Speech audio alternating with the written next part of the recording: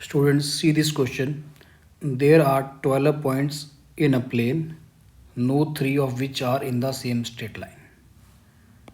तो लगभग 12 पॉइंट्स यहाँ पे दिए हुए हैं एक प्लेन में और उनमें से कोई 3 भी कोलिनियर नहीं है except 5 points which are collinear. तो 12 में से 5 क्या हैं एक लाइन में है।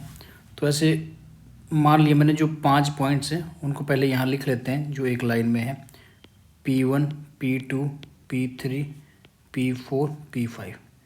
ये सारे एक लाइन में हैं तो इनको हमने एक लाइन में यहाँ पर शो कर दिया है, ठीक है। और इसके अलावा जो बच गए ना रिमेनिंग कितने बच गए P6 से लेके P12 तक, ये कैसे ये नॉन कोलिनियर हैं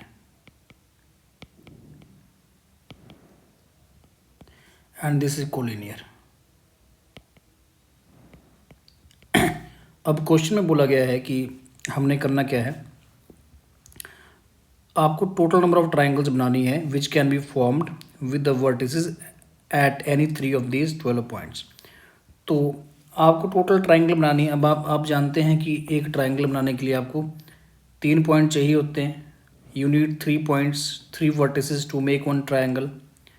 तो यहाँ पर 12 पॉइंट्स हैं तो 12 में से हम 3 पॉइंट्स 12C3 तरीके से सेलेक्ट कर सकते हैं। 12C3 is the ways to select 3 points। तो जितने तरीकों से 3 पॉइंट्स सेलेक्ट किए जा सकते हैं उतनी ही ट्राइंगल्स बनेंगी, है ना। तो मतलब 12C3 ट्राइंगल्स बननी चाहिए। लेकिन यहाँ क्वेश्चन में एक कंडीशन भी तो दे रखी है कि जो 5 है ना, ये 5 तो कोलिनियर हैं। अब इन 5 में से अगर आप कोई भी 3 पॉइंट्स सेलेक्ट करते हो, मान लो आपने P2 सेलेक्ट कर लिया, P2 कर लिया, P4 कर लिया और P5, है ना, और ये कर लिया, तो इनसे तो कोई ट्राइंगल बन ही नहीं सकती है। तो कोलिनियर है, एक तो सिंगल लाइन बन गई, है ना, इनसे तो ट्राइंगल नहीं बनेगी। तो इन 5 पॉइंट्स से जो बनने वाली ट्राइंगल्स होंगी ये 5C3 बनेगी, है ना।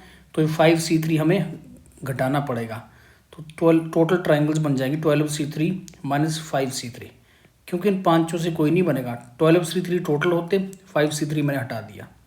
तो इसको सॉल्व करेंगे 12/3 इंटू 11/2 इंटू 10 माइनस 5C3 की वैल्यू तो 10 होती है, तो याद हो, मतलब स्टैंडर्ड वैल्यू है।